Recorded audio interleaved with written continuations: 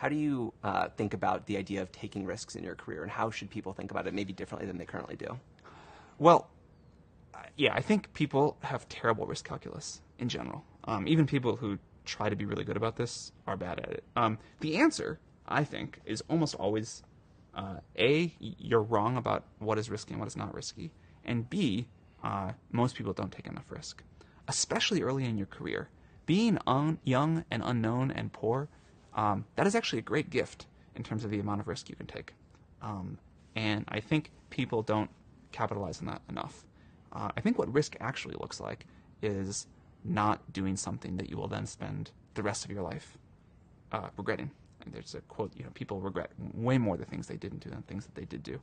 So if you really believe in something, if there's an idea that you're super passionate about, and you take a calculated risk to start a company, realizing you may forgo a couple of years of steady income at another job, and whatever else, and maybe people call you a failure or whatever, that's a great risk to take. And if you don't take that risk, I think you have a very high chance that you end up regretting that.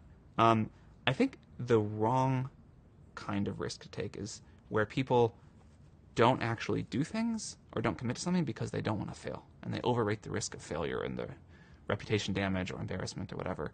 I think one really important thing to strive for in your career is to be a doer, not a talker. And the reason that people don't do stuff, one is it's hard, and two is it's risky. And so you have these people that want to dabble in a bunch of different projects but never be all in on one. And I think it's this combination of work and risk. And it's, I think that's really bad. I think history belongs to the doers.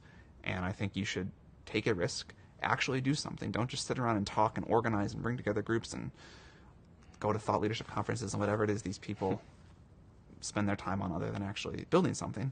And just take the risk of committing to what you have conviction on.